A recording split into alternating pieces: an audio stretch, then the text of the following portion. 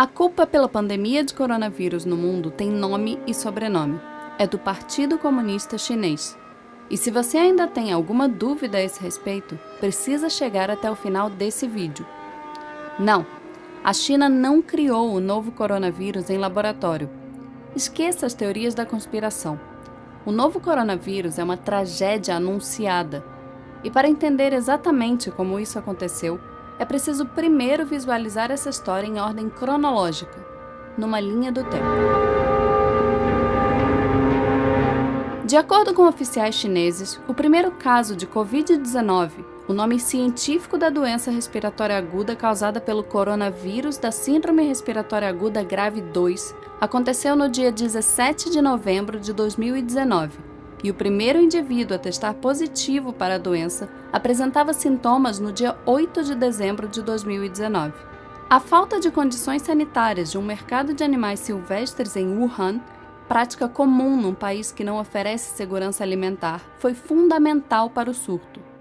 Só depois do novo coronavírus dar as caras, tardiamente, o próprio governo chinês prometeu acabar com a prática. A contaminação era previsível. Um artigo publicado em 2007 por médicos de Hong Kong já alertava que havia reservatório de coronavírus em morcegos e que o hábito do sul da China de comer mamíferos exóticos era uma bomba relógio. Mas não se engane, essa bomba não se resume à vigilância sanitária. A China é uma ditadura sem liberdade de expressão, de imprensa, política e religiosa, com oposicionistas e ativistas de direitos humanos reiteradamente presos, torturados e condenados a campos de trabalho forçado. Nada disso é opinião, ideologia ou ponto de vista. Foi nesse país, governado pela maior ditadura do planeta, capaz de controlar mais de 1 bilhão e 300 milhões de pessoas, que o novo coronavírus se espalhou. E não dá para dizer que a experiência da China com doenças respiratórias é exemplo para o mundo. Há míseros 18 anos, as informações sobre um outro coronavírus, a SARS, já haviam sido reprimidas pelo governo chinês, condenando centenas de pessoas à morte. Tardiamente, o próprio Partido Comunista admitiu os erros e demitiu o ministro da Saúde e o prefeito de Pequim. Disse que a história serviu como lição. Não serviu. Mas não é difícil entender por que esse cenário acontece. Como a principal preocupação de uma ditadura é com a estabilidade do regime político, com a manutenção do poder de seus principais figurões e não com o bem-estar da população, sem enfrentar grandes resistências, líderes autoritários têm incentivos para negligenciar problemas que afetam sua imagem. Foi exatamente isso que aconteceu na China com o novo coronavírus. No dia 30 de dezembro de 2019, quando a Covid-19 adoeceu 7 pacientes em um hospital de Wuhan e um médico, Li Wenliang, tentou avisar outros médicos do problema, a polícia chinesa o obrigou a assinar uma declaração de que seu aviso constituía, abre aspas, comportamento ilegal. Li Wenliang e outros 7 médicos de Wuhan foram obrigados a assinar um documento admitindo, abre aspas, espalhar mentiras. Foi negligência a céu aberto. Entre o início de dezembro e meados de janeiro, o Partido Comunista Chinês minimizou o surto a um mero problema local, limitado a um pequeno número de clientes de um mercado de Wuhan, restrito a alguns poucos pacientes. Qualquer que fosse a causa da doença, não era nada parecido com SARS. O problema é que tinha tudo a ver com SARS. No dia 26 de dezembro de 2019, um técnico de um laboratório contratado por hospitais de Wuhan disse que sua empresa recebeu amostras de pacientes da cidade e chegou a uma conclusão impressionante. Elas continham um novo coronavírus com uma similaridade de 87% com a SARS. 2 dias antes, uma amostra do novo coronavírus retirada de um paciente foi enviada a um laboratório para o sequenciamento do genoma. Os resultados ficaram prontos no dia 27, mas as autoridades de Hubei, a província onde fica a cidade de Wuhan, ordenaram que ela fosse simplesmente destruída. Em pleno mês de janeiro, a polícia chinesa ainda controlava as informações, tratando o novo coronavírus como um mero boato. Em Wuhan, esse era o discurso oficial. A polícia apela a todos os internautas para não fabricarem rumores, não espalharem rumores, não acreditarem em boatos. E aqui cabe um parêntese. O Partido Comunista Chinês promove o maior ato de restrição à liberdade de expressão da história da humanidade. Cerca de 50 mil censuradores participam do processo de controle da internet no país, conhecido como Grande Firewall da China. No país, são oficialmente proibidos serviços como Google, Gmail, Facebook, YouTube, Wikipedia, Reddit, Instagram, Twitter e WhatsApp. Como o governo monitora os aplicativos permitidos, acaba controlando todo o conteúdo online e o tráfego de informações. E a vigilância não permanece restrita à internet. O Partido Comunista Chinês também controla todas as principais redações de jornal do país. Segundo a Reporters Without Borders, em 180 países listados, a China é o 177º em liberdade de imprensa.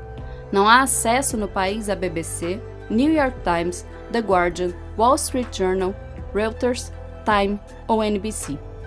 Controlando a internet e os veículos de imprensa, o Partido Comunista Chinês não teve qualquer dificuldade em atrapalhar o fluxo de informações da população sobre o coronavírus, colaborando ativamente para que o surto se transformasse numa pandemia.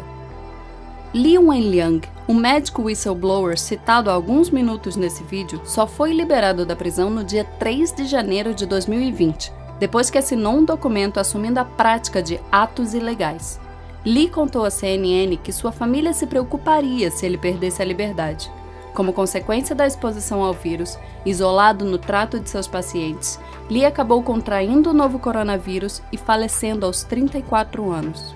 Outro médico, Wang Guangbao, admitiu mais tarde que a especulação sobre um vírus semelhante a SARS era forte nos círculos médicos no início de janeiro desse ano, mas que as detenções dissuadiram muitos, inclusive ele próprio, de falar abertamente a respeito. E a comunidade médica não foi a única classe acossada pelo Partido Comunista. A imprensa independente, escassa no país, também sofreu represálias.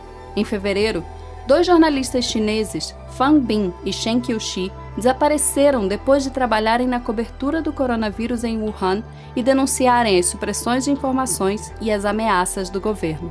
Qiuxi entrou no topo da lista da One Free Press Coalition. A China só declarou emergência no longínquo dia 20 de janeiro. Quando Wuhan foi isolada 3 dias depois, já era tarde.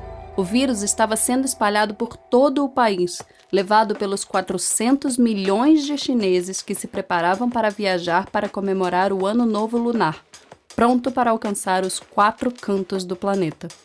Durante quase 2 meses, enquanto o vírus se alastrava, o Partido Comunista Chinês aprisionou e intimidou médicos e jornalistas, controlou o fluxo de informação, minimizou os riscos do surto, não ampliou leitos de UTI, nem combateu mercados silvestres.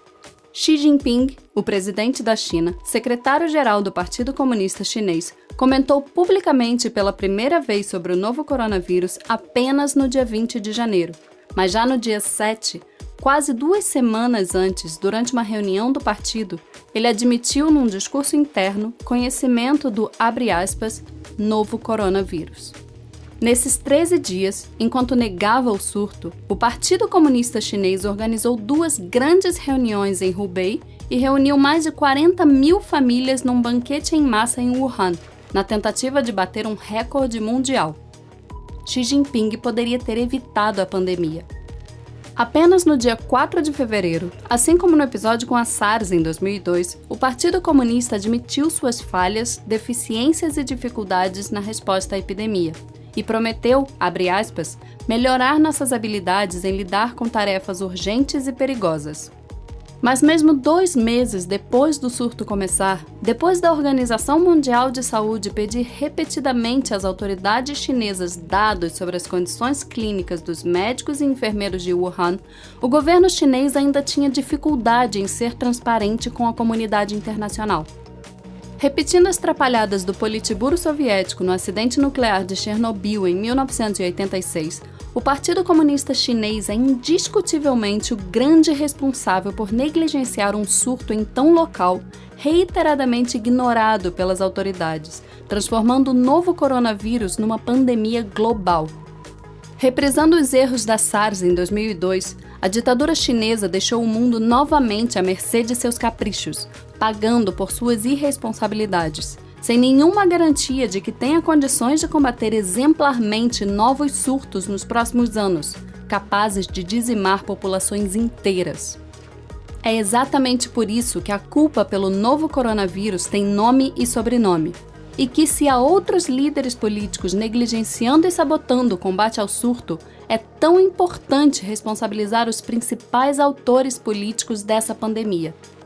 Ela nasceu no coração do Partido Comunista Chinês. Inúmeras pessoas inocentes morrerão nas próximas semanas graças à ineficiência de uma ditadura. Outras tantas podem sucumbir nas próximas décadas, repetindo os estragos gerados pela SARS e o novo coronavírus, caso a humanidade continue cruzando os braços com os descasos da maior ditadura do planeta. A história será implacável.